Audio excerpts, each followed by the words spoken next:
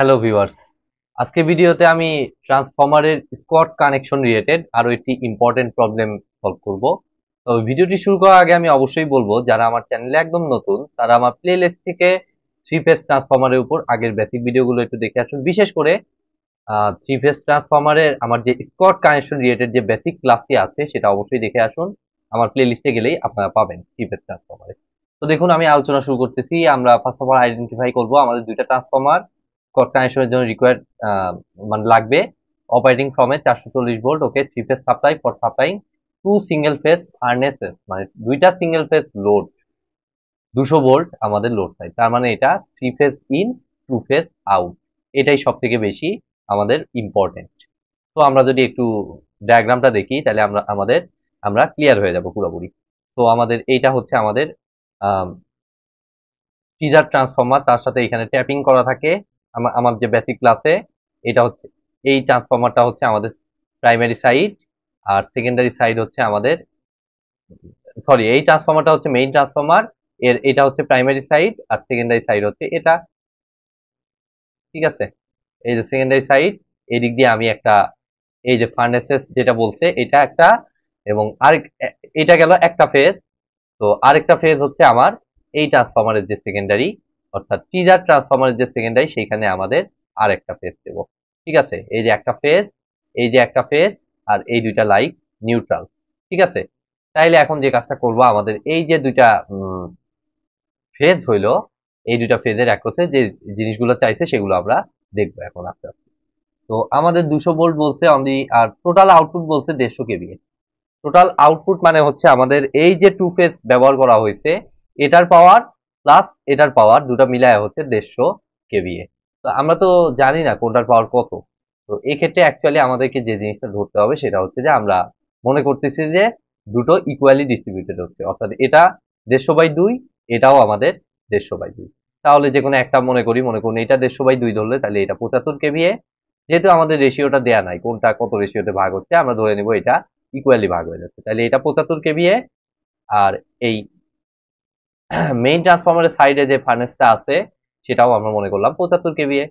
তাইলে আমরা যে কাজটা করব, এখান থেকে আমরা সিম্পলি এই জায়গাটা আমরা দেখতে পাচ্ছি একটা সিঙ্গেল ফেজ ট্রান্সফরমার, যেহেতু একটা ফেজ আর একটা নিউট্রাল এখানে। তো 75,000 হচ্ছে আমাদের এই জায়গাকার পাওয়ার। সেটাকে সিম্পলি আমাদের যদি ভোল্টেজ দ্বারা ভাগ করি, তো এই সাইডে ভোল্টেজ কত, এই সাইডে ভোল্টেজ আমরা দেখতে পাচ্ছি 200।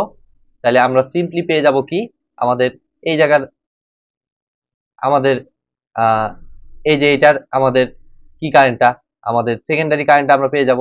তো এটাকে আমি সিম্পলি আইএস দ্বারা প্রকাশ করলাম। ঠিক আছে, এটাকে সিম্পলি আমরা কি দ্বারা প্রকাশ করলাম, আইএস দ্বারা প্রকাশ করলাম। আর এটা যেহেতু সিঙ্গেল ফেজ, কোনো রুটসি টুটসি কিচ্ছু আসবে না। ঠিক আছে, এই যে সিঙ্গেল ফেজের মতো একটা ফেজ একটা নিউট্রাল, তো এটা সিঙ্গেল ফেজের মতো কাজ করবে, সেই জন্য কোনো রুটসি ফ্যাক্টর আসবে না। আমাদের সিম্পলি যদি এটাকে আমরা হিসাব করি, তাহলে দেখুন 75,000 ডিভাইডেড বাই 2000, তাহলে আমাদের দেখুন আসতেছে 37.5 অ্যাম্পিয়ার। ওকে, দেখুন এটা আমরা হিসাব করতেছি হচ্ছে টিজার ট্রান্সফরমারের জন্য। টিজার ট্রান্সফরমার, টিজার ট্রান্সফরমারের জন্য প্রাইমারি যদি আমরা এখন পেতে চাই, তাহলে আমরা কিভাবে বের করব, সিম্পলি এই যে এইখানে যে কারেন্টটা পাইলাম 37.5, এর সাথে গুণন হবে কি আমাদের টার্নস রেশিওটা। তো আমরা কি দেখতে পাচ্ছি, প্রাইমারিতে ভোল্টেজ, প্রাইমারি কারেন্ট বের করি, প্রাইমারিতে ভোল্টেজ বেশি আছে না কম আছে দেখুন তো। ভোল্টেজ 440 ভোল্ট হচ্ছে, 200 ভোল্ট এইখানে, আর এইখানে বেশি, তাহলে বেশি ভোল্টেজ মানে কারেন্ট কমে যাবে। তো কারেন্ট কম মানে আমাদের উপরে হবে ছোটটা, তো ছোটটা হচ্ছে 200, এটা লোড সাইড, তো এটা অপরিবর্তিত 200। আর নিচের ভোল্টেজটা অবশ্যই কি হবে আমাদের, এটা যেহেতু টিজার ট্রান্সফরমার, টিজার ট্রান্সফরমার আমার বেসিক ক্লাসে দেখেছেন আপনারা, যে ভোল্টেজ দেয়া আছে 440 ভোল্ট, এটার সাথে অবশ্যই গুণন হবে কত, আমাদের 0.866। ঠিক আছে, এইখানে অবশ্যই 0.866 মাল্টিপ্লাই করতে হবে, তা না হলে এটা অবশ্যই ভুল হবে। ঠিক আছে, তো দেখুন এখন আমি যদি এটাকে হিসাব করি, আমাদের দেখুন আমি ক্যালকুলেটর হিসাব করতেছি। আমরা যদি হিসাব করি 37.5 into 200 divided by 0.866 divided by 440, তাহলে আমাদের আসতেছে 19.683 অ্যাম্পিয়ার। আমি একবার দেখুন রেজাল্টটা জাস্ট একবার চেক করে নিচ্ছি।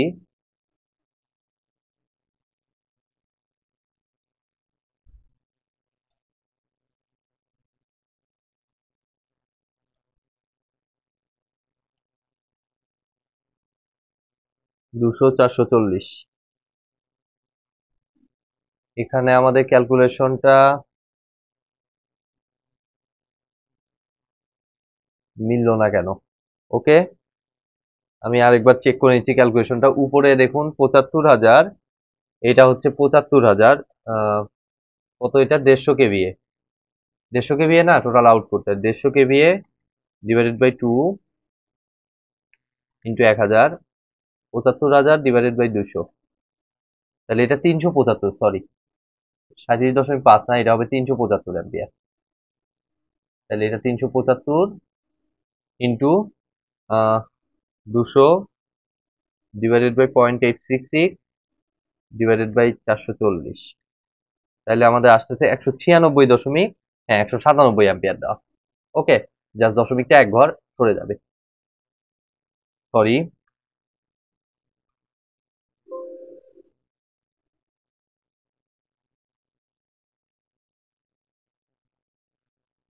দেখুন এটা আমার আসবে হচ্ছে 196 এটাকে কেটে দিই। ঠিক আছে, এটা আমার আসবে হচ্ছে 196.683 অ্যাম্পিয়ার, যেটা বইতে 197 দেওয়া আছে। ওকে, নো প্রবলেম।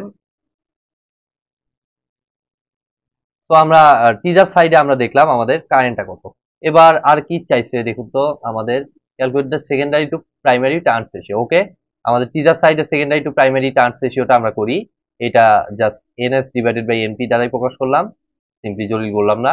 তাহলে আমরা দেখতে পাচ্ছি আমরা ভোল্টেজ রেশিও নিলেই হয়ে যাচ্ছে আমাদের। তো ভোল্টেজ আমরা দেখতে পাচ্ছি উপরে কত, 200, এনএস সাইডে সেকেন্ডারি সাইডে 200, আর প্রাইমারি সাইডে হচ্ছে আমাদের 0.866 ইন্টু 440। সো এটাকে যদি আমরা একটু ক্যালকুলেশন করি টার্নস রেশিওটা, তাহলে দেখুন আমার আসতেছে 200 ডিভাইডেড বাই 0.866 ডিভাইডেড বাই 440, তাহলে আমাদের খুবই ঝামেলাজনক একটা মান 2500 বাই 4763। ওকে, 0.525 এটা লিখলাম। দেখি আমরা রেজাল্টটা আমাদের বইয়ের সাথে ম্যাচ করার চেষ্টা করি। টিজার সাইডে 0.525, তো বইয়ের সাথে যদি ম্যাচ করতে চাই, বইতে আমার দেয়া আছে দেখুন, ওরা যদিও √3/2 ধরে করছে, টিজারে হচ্ছে 1/1.905। ওকে, ওদের 1/1.905 হিসাব করি ক্যালকুলেটারে, 1.905, তাইলে আমাদের এখানেও আমার আসতেছে 0.525 আসতেছে। ঠিক আছে, আমি ক্যালকুলেশন মাত্র চেক করে দেখলাম। তো আমাদের এটা ঠিক আছে। তো আমরা যদি এখন আমাদের প্রাইমারি তো না, সরি, মেইন ট্রান্সফরমার হিসাব করতে চাই। অ্যাকচুয়ালি মেইন ট্রান্সফরমারে আমাদের যে আইএস ভ্যালুটা, এটা কিন্তু আলটিমেটলি এই সেমই আসবে, 375 অ্যাম্পিয়ারই আসবে, এবং কাকতালীয়ভাবে আমাদের আইপি ভ্যালুটাও সেম আসবে, অর্থাৎ এই 196.683 অ্যাম্পিয়ারের সমানই আসবে। ঠিক আছে, আইএসটাই দেখুন একেবারে হুবহু 75,000/200, মানে হচ্ছে ওই 375 অ্যাম্পিয়ারই আসবে। আর আইপি ভ্যালুটাও আমাদের সেম আসবে, বাট কিভাবে সেম আসবে সেটাও আমাদের বোঝা দরকার। এটা শুধুমাত্র সেম আসবে তখনই যখন হচ্ছে আমাদের এই রেটিংটা সেম এবং টার্মিনাল ভোল্টেজটা সেম আসবে, তখন আমাদের আইপি মেইন ট্রান্সফরমারের প্রাইমারি কারেন্ট এবং টিজার ট্রান্সফরমারের প্রাইমারি কারেন্ট আলটিমেটলি সেম আসবে। বাট যদি লোডটা আলাদা হয় তখন কিন্তু আবার আলাদা থাকবে, আলাদা আসবে। তো আমাদের দুটো ক্যালকুলেশনই জানতে হবে। তো আমরা একটু দেখি কিভাবে আমি আমার বেসিক ক্লাসে দেখিয়েছিলাম ওই রুলটা এখানে অ্যাপ্লাই করব। অর্থাৎ আইপি প্রাইম, এটা অ্যাকচুয়ালি আমরা কিভাবে বের করব, সিম্পলি একটা হচ্ছে আমাদের মূল যে টিজার ট্রান্সফরমারের যে কারেন্টটা পাইছিলাম, এটাকে আমি কি করেছিলাম, আমার থিওরি ক্লাসে যাবেন, সেখানে গেলেই আপনারা দেখবেন, সেটাকে জাস্ট আমাদের 2 দ্বারা আগে ভাগ করে দিতে হবে। ঠিক আছে, তো মেইন ট্রান্সফরমারে কিন্তু দুইটা কয়েল, একটা হচ্ছে যে এইটা 3 ফেজে, একটা যেটা ইন হচ্ছে এইটা, এবং আরেকটা হচ্ছে এইটা, দুইটা কয়েলেই কিন্তু সেম কারেন্ট। ঠিক আছে, দুটা কয়েলের কারেন্টই হচ্ছে আমাদের এই আইপি প্রাইম, সরি এই আইপি প্রাইম। আইএস প্রাইমটা একটাই, ঠিক আছে, বাট আইপি প্রাইম কিন্তু দুইটা কয়েলের কারেন্টই আমাদের সেম আসবে। ঠিক আছে, তাহলে 196.683 ডিভাইডেড বাই 2 প্লাস হচ্ছে আমাদের আরেকটা কিভাবে পাবো, আরেকটা সিম্পলি আমরা পাবো এই যে এইখানে যে কারেন্টটা পাইছিলাম 375 সেকেন্ডারি ইনটু আমাদের দিতে হবে হচ্ছে এটার টার্নস রেশিও হিসেবে। এখানে কেন এই প্লাসটা হচ্ছে, একটা হচ্ছে আমাদের ইন্ডাকটিভলি যে কারেন্টটা পাবো, আর একটা হচ্ছে কন্ডাক্টিভলি যে কারেন্টটা পাবো, যেটা আমার থিওরি ক্লাসে অলরেডি আপনারা দেখেছেন। অর্থাৎ এই সেকেন্ডারির সাথে এটা হচ্ছে আমাদের ইন্ডাকশনের মাধ্যমে যেটা হচ্ছে সেটা হচ্ছে আমাদের 375 ইনটু আমাদের টার্নস রেশিও। টার্নস রেশিও আমাদের উপরে হচ্ছে 200, আর মেইন ট্রান্সফরমার আমরা জানি কোনো 0.866 ফ্যাক্টর আসে না, এখানে সরাসরি আমাদের 440ই ইউজ করতে হবে। তাহলে এইটাকে হিসাব করে দেখুন, আপনার ওই 196 এটাই আছে। সরি, এখানে আরেকটা জিনিস আমাদের করতে হবে, সেটা হচ্ছে এটার উপর স্কোয়ার দিতে হবে। এটা আমার বেসিক ক্লাসে আমি বলতে ভুলে গেছি, অ্যাকচুয়ালি এটা প্লাস হবে, ঠিক আছে, আমি মানতেছি প্লাস হবে, বাট প্লাসটা হচ্ছে আমাদের ভেক্টর আকারে প্লাস হবে, ঠিক আছে। IP prime is equal to এরকম, এটাকে মনে করুন I1 এর মতো মনে করলাম, কথার কথা I1 ভেক্টর। আমার থিওরি ক্লাসে এটা উল্লেখ করা লাগতো, আমি ভুলে গেছিলাম, আন্তরিকভাবে দুঃখিত।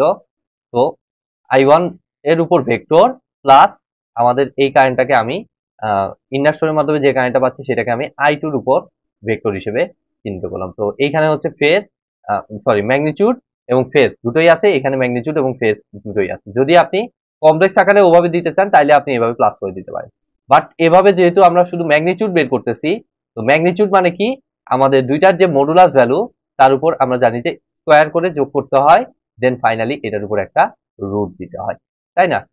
তো এই কাজটাই আমাদের এইখানে করতে হবে। তারপরে হিসাব করে দেখুন, এটা আলটিমেটলি এইটাই আসার কথা।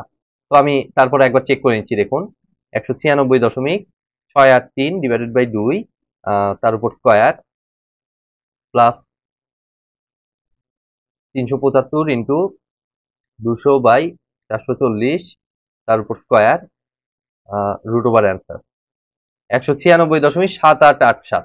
একটু কিছুটা ভেরিয়েশন হবে, এটা দশমিকের কারণে হয়েছে, বাট আপনি ওইটাকে অ্যান্সার হিসেবে লিখে দিতে পারেন, কারণ এই ক্ষেত্রে আলটিমেটলি সমানই আসে 196.7887 এত অ্যাম্পিয়ার। তো আমি আলাদা করেই লিখলাম, দেখুন, যাতে আমাদের পরবর্তী প্রবলেমগুলো অ্যানালাইসিস করতে সুবিধা হয়। ইকুয়াল যদি এরকম লোড থাকে এবং ইকুয়াল ভোল্টেজ থাকে, তাহলে যদি এই দুইটা না মেলে কোনো কারণে, তাহলে ভাববেন যে আপনার ক্যালকুলেশন ভুল হয়েছে। এখন আসুন আমরা টার্নস রেশিওটা দেখি। টার্নস রেশিও এই ক্ষেত্রে অবশ্যই আমরা এনএস প্রাইম আলাদা এনএস ধরলাম, আলাদা এনপি ধরলাম, এনপি প্রাইম। তাহলে এটা আমাদের এনএস প্রাইম আলটিমেটলি আমাদের সেম, এই 200 ছিল 200, আর টার্নস রেশিওতে এক্ষেত্রে 0.866 ফ্যাক্টরটা আসবে না, যেটা আমরা এখানে দেখলাম। তো 200 ডিভাইডেড বাই 440, তাহলে এটাকে হিসাব করলে আলটিমেটলি আমাদের আসতেছে, দেখুন, 200 ডিভাইডেড বাই 440, 200 ডিভাইডেড বাই 440, তাহলে 5/11 0.4545।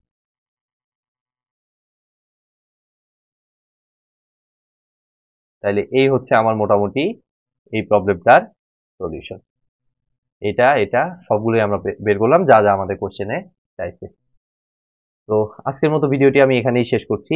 ভিডিওটি যদি ভালো লেগে থাকে অবশ্যই ভিডিওতে একটি লাইক দিবেন, বন্ধুদের সাথে বেশি বেশি শেয়ার করবেন, আর চ্যানেলে নতুন হয়ে থাকলে অবশ্যই চ্যানেলটি সাবস্ক্রাইব করবেন। ধন্যবাদ।